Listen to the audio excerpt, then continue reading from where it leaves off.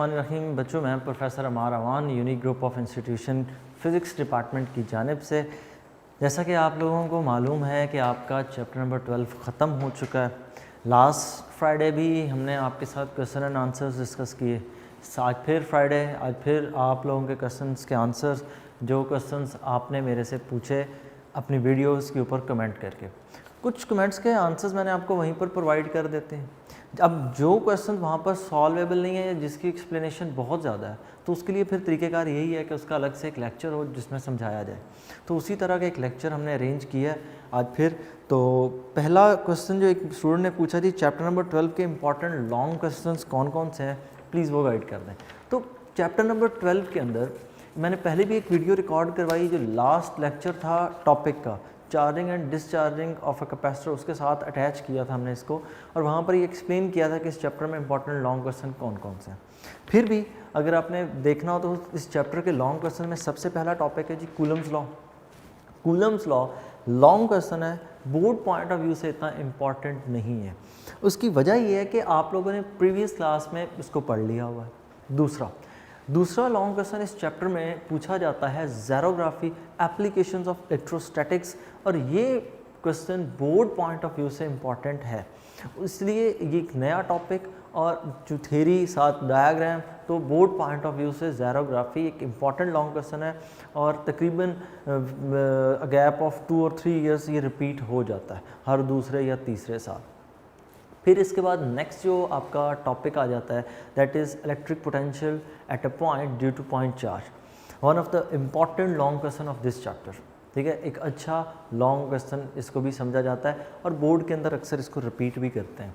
और इस चैप्टर का सबसे इम्पॉर्टेंट लॉन्ग क्वेश्चन वो है जी Millikan's oil drop method. Millikan oil drop method के अंदर आपको मैंने पहले भी एक्सप्लेन किया, डायग्राम, उसकी एक्सप्लेनेशन, उसके प्रूफ, ईच एंड एवरीथिंग को परफेक्टली और पूरा एक्सप्लेन करें, तभी आपको पूरे मार्क्स मिलते हैं। अगर आप उसमें से किसी चीज़ को स्किप करेंगे तो मार्क्स मिलने की जो आपके है ना चांसेस, वो कम होना शुरू हो जाते हैं। सो ट्राई कि आप उसको बेहतर से बेहतर लिखें, और सबसे ज़्यादा पूरी बुक में सबसे ज़्यादा इंपॉर्टेंट लॉन्ग क्वेश्चन यही मिलिगन्स ऑयल ड्रॉप मेथड है। फिर इसके बाद नेक्स्ट जो एक आपका बड़ा इंपॉर्टेंट लॉन्ग क्वेश्चन है ना, वो है जी applications of Gauss's law. Gauss's law की 3 एप्लीकेशंस हैं। पहली 2 एप्लीकेशंस पूछी जाती हैं, पहली एप्लीकेशन पूछी जाती है शॉर्ट क्वेश्चन में, और जो दूसरी और तीसरी एग्जांपल है, उसकी एप्लीकेशन है, वो पूछी जाती हैं लॉन्ग क्वेश्चन के तौर पर, तो उसको लाजमी तौर पर कीजिएगा। फिर इसका इंपॉर्टेंट लॉन्ग क्वेश्चन एक है जी capacitance of a parallel plate capacitor. ठीक है, कैपेसिटर एंड कैपेसिटेंस का टॉपिक है ना, उसके नीचे टॉपिक लिखा हुआ है capacitance of a parallel plate capacitor. इसका हमने पूरा प्रूफ भी किया था। ये बोर्ड पॉइंट ऑफ व्यू से इंपॉर्टेंट क्वेश्चन है। तो नंबर 1 पे इंपॉर्टेंस किसकी होगी, मिलिकन। नंबर 2 पे इंपॉर्टेंस किसकी होगी, electric potential at A point due two point charge. तीसरे नंबर पे इंपॉर्टेंट लॉन्ग क्वेश्चन वो यहाँ पर है जी एप्लीकेशंस ऑफ गॉसेस लॉ, और उसके बाद जो इंपॉर्टेंस के हवाले से है दैट इज़ ज़ेरोग्राफी, और उसके बाद इंपॉर्टेंस के हिसाब से capacitance of a parallel plate capacitor. तो ये थे जी इस चैप्टर के long question. Question number 2, in charge if a capacitor is fully charge are the charges stationary और मूविंग। कि कैपेसिटर को आपने फुली चार्ज कर लिया है, अब उस कैपेसिटर के अंदर चार्ज स्टेशनरी होगा या चार्ज मूव करेगा। Obviously we are dealing with electrostatics, तो चार्ज रेस्ट पर होगा। हाँ, जब आप कैपेसिटर को किसी आउट सोर्स के साथ अटैच कर देते हैं, मतलब या तो आप चार्जिंग की बात कर रहे हैं या फिर डिसचार्जिंग की बात कर रहे हैं, उस दौरान चार्जेस मूव करते हैं सर्किट के अंदर। ठीक है, कि जब चार्जिंग और डिसचार्जिंग की बात कर रहे हैं तब सर्किट के अंदर इलेक्ट्रॉन्स और चार्जेस मूव करते हैं। अदरवाइज़ जब आपने एक कैपेसिटर को फुली चार्ज कर लिया है, उसके बाद वो चार्जेस कैपेसिटर के अंदर मूव नहीं करते। In Millikan's method q is multiple. हाँ, मिलिकन ऑयल ड्रॉप मेथड के अंदर एक हमने पढ़ी थी बात कि हमारे पास जो क्यू का आंसर आता है वो या तो 1.6 10⁻⁻19 होगा, या उसका आंसर 3.2 10⁻⁻19 होगा, या फिर इसी तरह 4.8 10⁻⁻19 होगा। ये लास्ट टाइम भी मैंने क्वेश्चन करवाया था। इसी तरह मैंने आगे एग्जांपल के इसको एक्सटेंड करके मैंने कहा 9.6 10⁻⁻19 भी हो सकता है। बेसिकली जो टोटल चार्ज की अमाउंट है किसी ऑयल ड्रॉपलेट के ऊपर वो डिपेंड करती है उस बेसिक अमाउंट के ऊपर। बेसिक अमाउंट अगर किसी पार्टिकल का जो स्मॉलेस्ट चार्ज हो सकता है वो स्मॉलेस्ट चार्ज हो सकता है जी 1.6 × 10⁻⁹ और वो स्मॉलेस्ट चार्ज किस वजह से होगा, it will be due to one free electron. एक वो जो उसके ऊपर इलेक्ट्रॉन है ना, उस इलेक्ट्रॉन की वजह से उसके ऊपर चार्ज होगा 1.6 × 10⁻⁹। अब अगर किसी बॉडी के ऊपर 2 इलेक्ट्रॉन का चार्ज है, मतलब उसने 2 इलेक्ट्रॉन्स गेन कर रखे हैं, तो या 2 इलेक्ट्रॉन्स लूज भी किए जा सकते हैं, तब पॉजिटिव चार्ज आ जाएगा। अगर 2 इलेक्ट्रॉन लूज करेगा तो तब हम उसे कह देंगे it has a charge of 2 electron. तो जब एटॉमाइज़र में से ऑयल स्प्रे किया जाता है तो स्प्रे करते वक्त फ्रिक्शन है। अब फ्रिक्शन अगर तो चार्ज को ज़्यादा मिली, उस ऑयल ड्रॉपलेट को फ्रिक्शन ज़्यादा मिली तो चार्ज ज़्यादा डेवलप हो जाएगा। अगर फ्रिक्शन कम मिली तो ऑब्वियसली चार्ज कम डेवलप होगा। तो जो हमें बेसिक रिजल्ट मिल रहा था वो हर दफ़ा इस वैल्यू का मल्टीपल था। In case of 4.8 we know that it is 3 times of charge of 1 electron. ये है E, 1 इलेक्ट्रॉन E, 1 इलेक्ट्रॉन का चार्ज। अब इसकी मैं बात करूँ तो it will be equal to 6 of electron, कि 6 इलेक्ट्रॉन्स के चार्ज की इक्वल होगा 9.6 × 10⁻⁹। सो चार्ज हमेशा मल्टीपल के तौर पर, बेसिक वैल्यू के मल्टीपल के तौर पर आता है। Question number 4, when medium is a free space is there no air. कि जब हम फ्री स्पेस की बात करते हैं तो क्या उस वक्त एयर होती है? तो फ्री स्पेस का मतलब ही क्या है? Space means nothing, vacuum. उस वक्त हम किसी भी चीज़ को बीच में कंसिडर नहीं करते।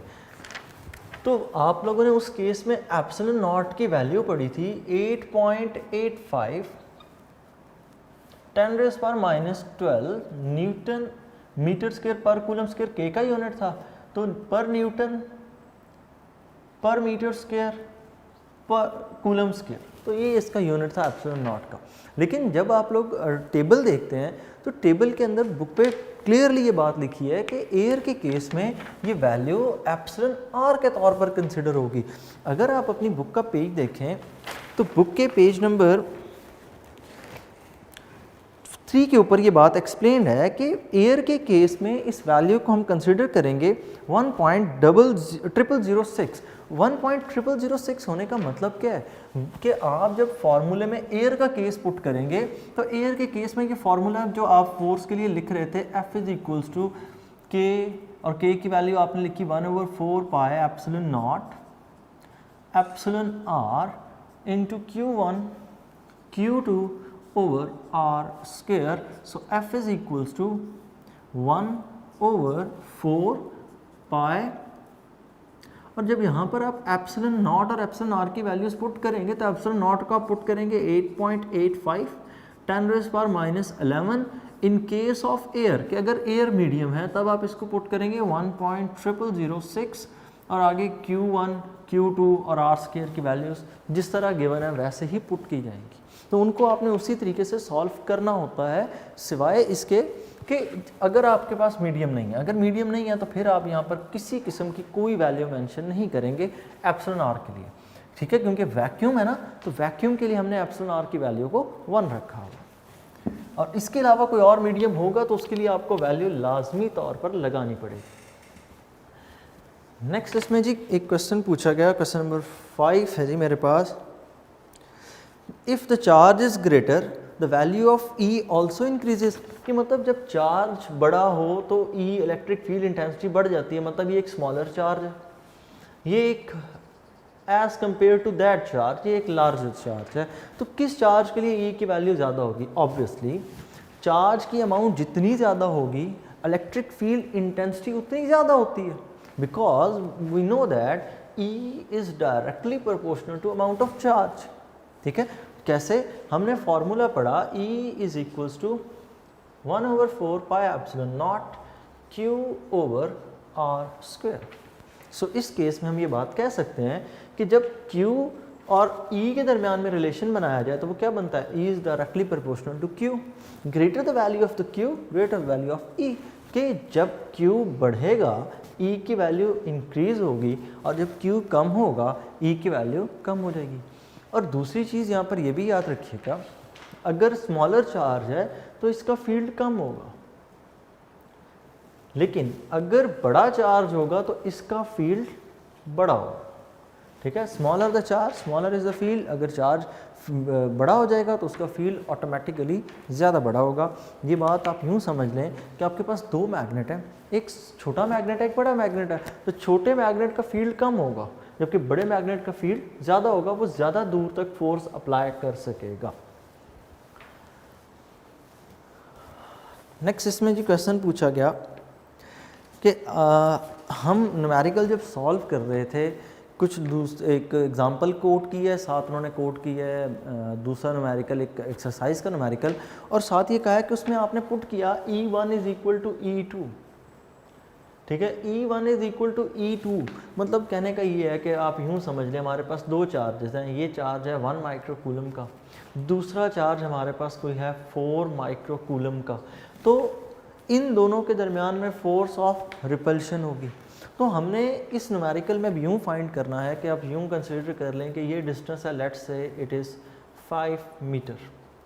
आपने ये बताना है कि इन दोनों चार्जेस के दरमियान में वो डिस्टेंस कितना है जहाँ पर फील्ड ज़ीरो है। वहाँ पर फील्ड ज़ीरो कैसे है, तो ये चार्ज पॉजिटिव है, ये चार्ज भी पॉजिटिव है, पॉजिटिव पॉजिटिव को रिपेल करता है, इस चार्ज का फील्ड सपोज यहाँ तक है, उस चार्ज का फील्ड भी कहीं ना कहीं तक होगा। तो अब ये एक पॉइंट ऐसा होगा जहाँ पर जो नेट फोर्स होगी दैट विल बी ज़ीरो। हमने वही पॉइंट फाइंड करना होता है कि वो नेट डिस्टेंस ये कितना है, ठीक है। और उसके लिए फिर हम क्या लिखते हैं कि अगर इस पॉइंट के ऊपर फील्ड ज़ीरो है तो फील्ड ज़ीरो होने का मतलब जितनी इलेक्ट्रिक फील्ड इंटेंसिटी इस चार्ज की है उतनी इलेक्ट्रिक फील्ड इंटेंसिटी इस चार्ज की है, और ये डिस्टेंस कभी भी सेंटर में नहीं हो सकता अगर चार्जेस की सिचुएशन कुछ इस तरह की है। क्यों? क्योंकि यहाँ पर चार्ज की वैल्यू 1 माइक्रोकूलम है, यहाँ पर अगर आप देखें तो चार्ज की वैल्यू 4 है। अब चार्ज बड़ा है तो इसका इलेक्ट्रिक फील्ड दूर तक स्प्रेड होगा, ये चार्ज छोटा है इसका इलेक्ट्रिक फील्ड कम स्प्रेड होगा। तो दरमियान में एक मिडवे ऐसी जगह बनेगी जहाँ पर दोनों का फील्ड ज़ीरो हो रहा होगा। और अगर चार्जेस ऑपोजिट हो जाए, मतलब यहाँ पर प्लस का चार्ज है, यहाँ माइनस का चार्ज है, नेगेटिव चार्ज है, तो सिचुएशन डिफरेंट हो जाती है। सपोज यहाँ पर 1 माइक्रोकूलम नेगेटिव, दरमियान का डिस्टेंस हम कह देते हैं आपकी बात 3 मीटर, और यहाँ पर एक दूसरा चार्ज बड़ा पड़ा है 4 माइक्रोकूलम का। तो अब की बार फील्ड ज़ीरो, तो फील्ड ज़ीरो इन दोनों चार्जेस के दरमियान में नहीं हो सकता। पॉजिटिव के केसेस में या सिमिलर चार्जेस के केसेस में हो सकता, नेगेटिव हो यहाँ पर भी नेगेटिव हो फिर दरमियान में फील्ड ज़ीरो होगा, पॉजिटिव हो दरमियान में फील्ड ज़ीरो होगा, क्योंकि पॉजिटिव को रिपेल करता है। एक पॉइंट आपको ऐसा ज़रूर मिल जाएगा जहाँ पर जितनी ये फोर्स लेफ़्ट से राइट लगा रहा होगा उतनी ही ये फोर्स राइट से लेफ़्ट लगाएगा, ठीक है। जितनी ये फोर्स राइट से लेफ़्ट लगाएगा उतनी ये फोर्स लेफ़्ट से राइट लगाएगा। But in case of this example, इस एग्जाम्पल के अंदर सपोज मैं यहाँ पर एक चार्ज रखता हूँ पॉजिटिव, तो क्या इस पर नेट फोर्स ज़ीरो होगी? नो। क्यों? पॉजिटिव को क्या करेगा? रिपेल, पॉजिटिव नेगेटिव को क्या करेगा? अट्रैक्ट। तो ये चार्ज आप इस पूरी लाइन पे जहाँ मर्जी रख दें इस पॉजिटिव चार्ज को, ये खुद ब खुद नेगेटिव की तरफ मूव करेगा। अब तो फिर इस चार्ज को कहाँ रखा जाए कि ये कहीं भी मूव ना करे? हमने ऐसा पॉइंट फाइंड करना है। तो ऐसा पॉइंट इस साइड पर नहीं हो सकता। क्यों? क्योंकि इस नेगेटिव चार्ज का फील्ड इतना स्ट्रांग नहीं है कि वो यहाँ तक एक्सटेंड कर सके, वो 4 तक पहुँच सके। तो इसका जो फील्ड होगा वो ऑब्वियसली इस साइड पर एक्सटेंड होगा। अब इस चार्ज का मैं फील्ड ड्रॉ करता हूँ कुछ यूँ कि इस चार्ज का फील्ड यहाँ पर यूँ है, ये पॉजिटिव चार्ज है, इसका फील्ड बड़ा है और इसका फील्ड ये पूरा एरिया यहाँ तक कवर करता है। अब होगा क्या? आपने इसी पॉजिटिव चार्ज को कहीं यहाँ पर प्लेस करें, यहाँ पर मैंने उसी पॉजिटिव चार्ज को प्लेस कर दिया। अब इस पॉजिटिव को ये नेगेटिव क्या करेगा? अट्रैक्ट। लेकिन इस पॉजिटिव को ये पॉजिटिव क्या करेगा? रिपेल करेगा। तो जब ये दोनों एक दूसरे को रिपेल करेंगे, ये इसको अट्रैक्ट करेगा, तो हमने एक ऐसा डिस्टेंस फाइंड करना है कि जितनी इन दोनों के दरमियान में फोर्स ऑफ रिपल्शन है उतनी ही इन दोनों के दरमियान में फोर्स ऑफ अट्रैक्शन हो। तो होगा क्या? फोर्स ऑफ अट्रैक्शन और रिपल्शन जब इक्वल होगी तो कैंसल आउट हो जाएंगी। यहाँ पर ऐसा क्यों नहीं था साइड पे? क्योंकि दोनों पॉजिटिव हैं। आप यहाँ पर पॉजिटिव रख लें, अब ये बड़ा चार्ज है ना, वो उसको रिपेल करेगा और आगे भेजेगा। यहाँ पर एक पॉइंट आपको इसके करीब आकर यहाँ पर ऐसा मिल जाएगा जहाँ से जितनी ये फोर्स अप्लाई करेगा उतनी फोर्स वहाँ से अप्लाई हो रही होगी, और यूँ दरमियान में पार्टिकल सस्पेंडेड हो जाएगा। और जिस पॉइंट पर पार्टिकल ये वाला चार्ज सस्पेंड हो जाए तो हम वहाँ पर लिख देते हैं E1 is equal to E2, और यहाँ पर भी इसी तरह E1 will be equal to E2 लिख दिया जाए। नेक्स्ट, न्यूमेरिकल के आंसर थोड़े बहुत मैच नहीं करते। मतलब क्वेश्चन ये पूछा गया कि हम जब सॉल्व करते हैं, या मैंने जिस तरह न्यूमेरिकल सॉल्व किए, तो पॉइंट के बाद कभी कभार वैल्यू में थोड़ा बहुत डिफरेंस आ जाता है बुक से और मेरे आंसर में। तो बिल्कुल ऐसी सिचुएशन के अंदर बोर्ड पॉइंट ऑफ व्यू से कोई इशू नहीं होता। हाँ, इन केस के अगर एक डिफरेंस माइनर किस्म का, अगर कोई बहुत मेजर डिफरेंस आप क्रिएट कर दें कि आपने पावर ही गलत लगा रखी है या आपने वैल्यू पॉइंट से पहले ही गलत कर रखी है, तब थोड़ा बहुत इशू हो सकता है। लेकिन पॉइंट के बाद थोड़ी बहुत वैल्यू का ऊपर नीचे हो जाना, it's not a big deal. और फिर बच्चे पूछते हैं जी एग्जामिनर तो बोर्ड के अंदर बुक को प्रेफर करते हैं, तो वो बुक को देख के लिखेंगे तो क्या होगा। तो याद रखिए ऐसी सिचुएशन के अंदर एग्जामिनर भी फिजिस्ट ही होता है, उसने फिज़िक्स पढ़ी होती है, उसे पता है कि आंसर किस रेंज में आता है। ऑब्वियसली जो पेपर चेक करते हैं वो भी टीचर्स ही होंगे। अब टीचर कम से कम ऐसी गलती नहीं करते। तो ये एक मिसकॉन्सेप्शन है कि बिल्कुल डिटो बुक वाला आंसर होना चाहिए। अगर बुक में रफली मैं कैलकुलेट करूँ न्यूमेरिकल और एग्जांपल्स मिला के, तो तकरीबन ये स्ट्रेंथ इनकी है 180, और 180 सवालों के जवाब कैसे आप याद रख सकते हैं? It's impossible. तो इससे बेहतर यही है कि आप जो मीन आंसर है, जो एक्यूरेट आंसर है, उसके करीब करीब वैल्यू लिख दें, it will be consider correct. लेकिन अगर आप लोग ये कहें कि हमने बुक वाला सेम रखना है, तो वो मुमकिन ही नहीं है। मुझे पढ़ाते काफ़ी अर्सा हो गया, मुझे आज तक ये याद नहीं रहे आंसर्स, तो आप कैसे एक साल में कर सकते हैं? खैर, सिंपल बात यह है कि अगर थोड़ा बहुत आंसर डिफ़र कर भी जाए तो फ़र्क नहीं पड़ता।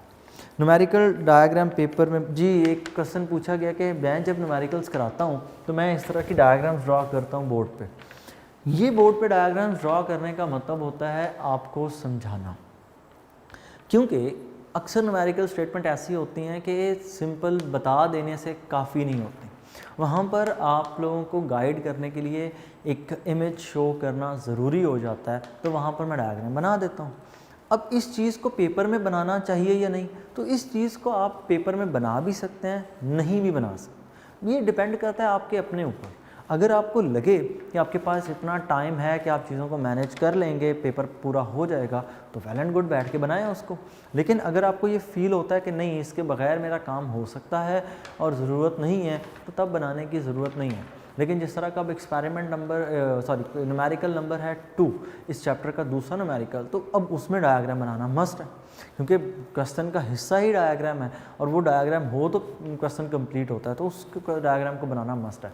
बाकी डायग्राम्स बना दें, बहुत अच्छी बात है, ना बनाएं, उसका कोई इफ़ेक्ट नहीं होता। लेकिन मैं जो बनाता हूँ, इनका सिर्फ एक ही मकसद होता है, आप लोगों को अच्छे अंदाज से समझाना। बाकी ये आपके अपने पर है, उससे बनाते हैं या नहीं। सबसे अच्छा क्वेश्चन मुझे जो लगा वो ये क्वेश्चन नंबर 9। क्वेश्चन ये पूछा गया है कि मिलिकन ऑयल ड्रॉप मेथड के अंदर चार्ज मूव जब हम कर रहा होता है डाउनवर्ड, जैसे ही हम इलेक्ट्रिक फील्ड को ऑन करते हैं तो चार्ज सस्पेंड हो जाता है। हमने यूँ पढ़ा था ना कि मिलिकन ऑयल ड्रॉप मेथड में ये एक पॉजिटिव प्लेट है, एक यहाँ पर नेगेटिव प्लेट है। अब जब हम एक चार्ज को यहाँ से, वो चार्ज ऑयल ड्रॉप को यहाँ से मूव करवाते हैं, तो ये दरमियान में सस्पेंड हो जाता है।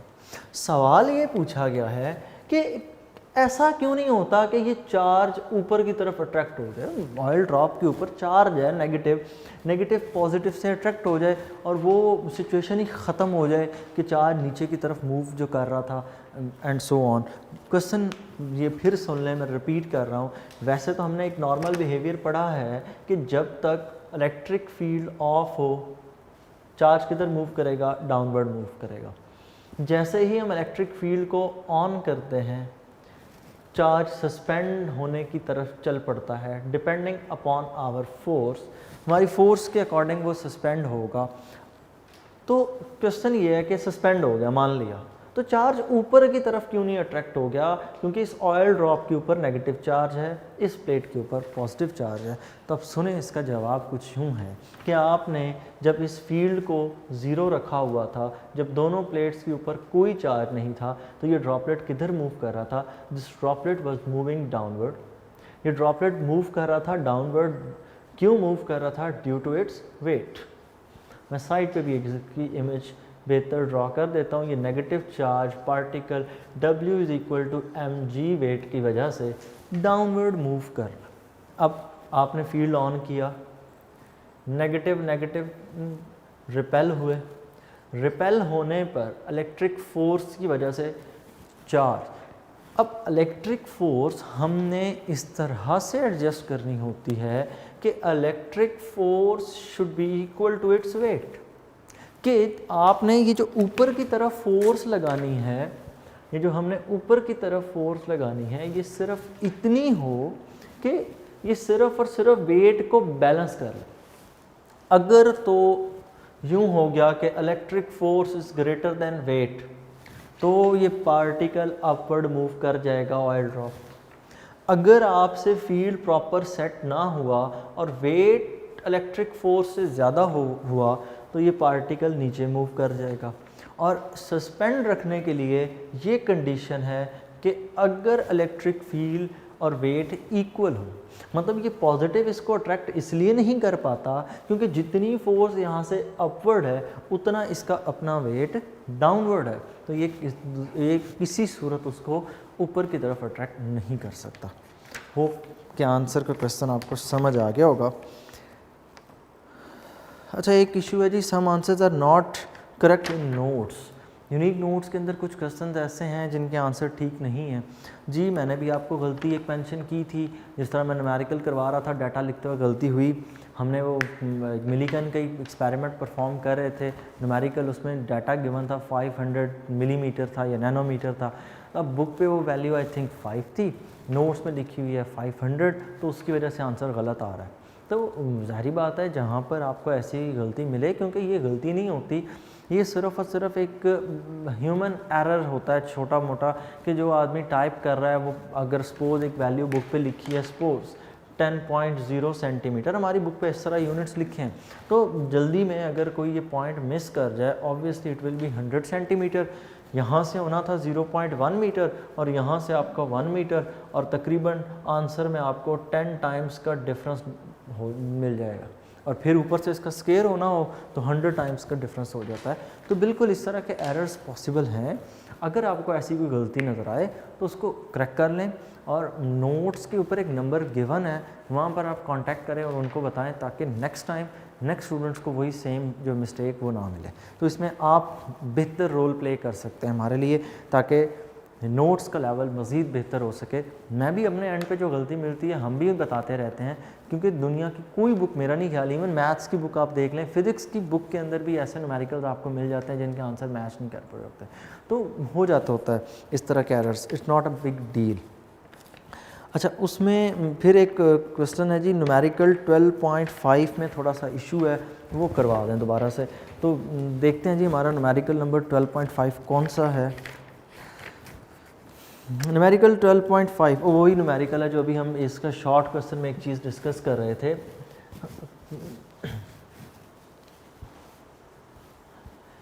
So numerical number 12.5, 2 point charges Q1 is equal to -1 10⁻⁻6 coulomb, Q1 is equals to -1 into 10⁻⁻6 microcoulomb, Q1 is equals to 10⁻⁻6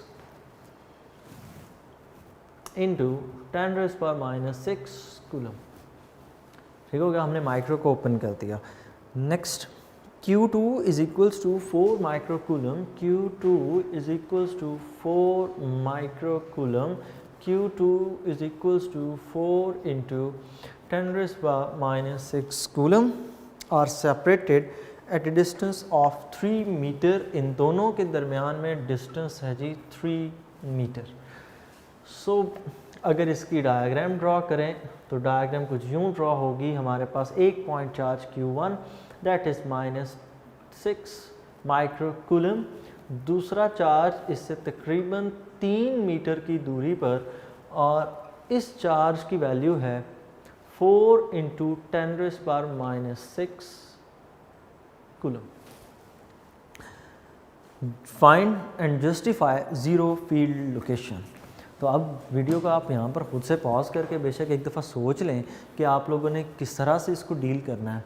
अगर मैं इसको अपने एंड पे देखूँ तो मैं यूँ देखूँगा कि इस चार्ज के ऊपर ये पॉजिटिव चार्ज है, ये नेगेटिव चार्ज है, दोनों एक दूसरे को अट्रैक्ट करेंगे और इनके दरमियान में फील्ड ज़ीरो नहीं हो सकता। तो ऐसा पॉइंट कहाँ पर होगा? स्मॉलर चार्ज के साइड पर होगा और उससे भी अवे। तो यहाँ कहीं पर मैं कह देता हूँ कि हमारा फील्ड ज़ीरो है। यहाँ पर ही क्यों कंसिडर कर रहे हैं, इधर क्यों नहीं कंसिडर कर लिया? क्योंकि वो एक छोटा चार्ज है, उसका फील्ड इतना बड़ा नहीं है कि वो यहाँ तक इस हिस्से को कवर कर सके। सो हमने इस चार्ज के एंड पे, क्योंकि ये बड़ा चार्ज है, इसकी वैल्यू 4 × 10⁻⁶ है, इसकी वैल्यू क्या है 1 × 10⁻⁶। तो 4 और 1 की वजह से हमने छोटे चार्ज के साथ इसको प्लेस किया।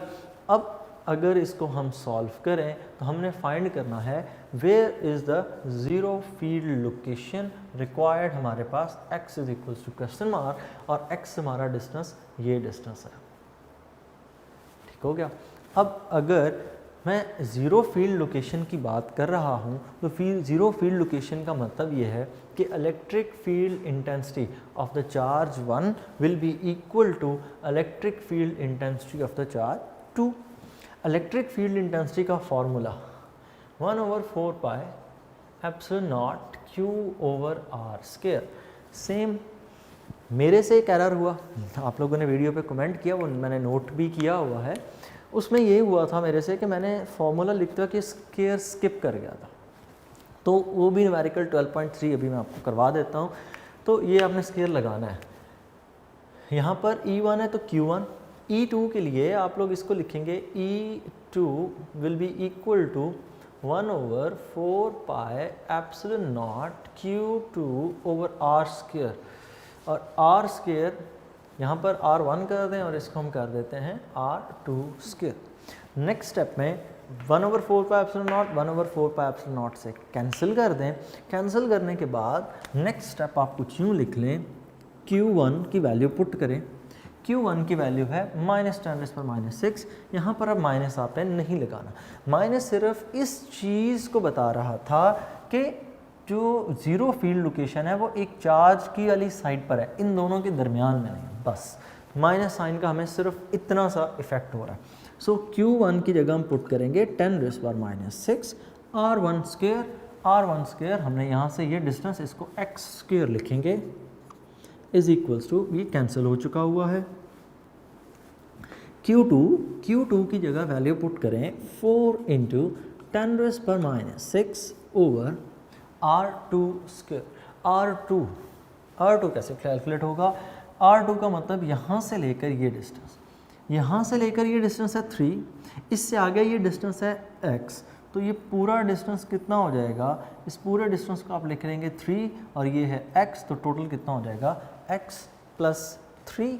सो we will write it as x + 3²।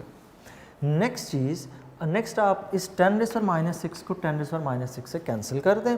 अब बाकी वैल्यू अगर हम लिखें तो वो कुछ यूँ लिखा जाएगा, 10⁻⁶ इससे cancel, 1/x² is equals to 4/x + 3, 4/x + 3² cross multiplication करने पर x + 3² is equals to 4x²। Square open करें, x² + 6x + 9 is equals to 4x²। Left side पर इसको लेफ्ट से राइट साइड पर मूव करें तो it will become 3x² - 6x - 9, 3 common, 3 × x² - 2x - 9 is equals to 0। 3 को डिवाइड कर दें, so the final equation becomes x² - 2x - 9 is equals to 0। यहाँ पर इसको सॉल्व करें और इसको अगर हम सॉल्व करें तो ये answer x square, sorry 3 common था यहाँ पे, इट विल बिकम 3 और यहाँ पर भी 3। देखें इस तरह के एरर पॉसिबल होते हैं। अब ज़रूरी नहीं यहीं पर ये क्लास चल रही होती तो मुझे फ़ौरन नॉमिनेट कर देते, आप बता देते सर यहाँ पे इशू। तो जब कोई नहीं होता तो फिर यूँ ही थोड़े बहुत चांसेस रहते हैं गलती के। प्लस सॉरी यहाँ पर अब इसकी middle term break -3x plus x minus 3 is equals to 0, x into x minus 3 plus 1 into x minus 3 is equals to 0, x minus 3 is equal to 0 और x plus 1 is equal to 0, so x plus 1 is equal to 0 और x minus 3 is equals to 0। x is equal to 1, x is equals to minus 1 और इसको solve करें तो x is equals to 3। So negative में answer तो हमें distance का किसी सूरत समझ में नहीं आता, तो डिस्टेंस का सही आंसर प्लस में होता है, तो ये जी करेक्ट आंसर है, x is equals to 3। Hope so अब आपका ये क्लियर होगा।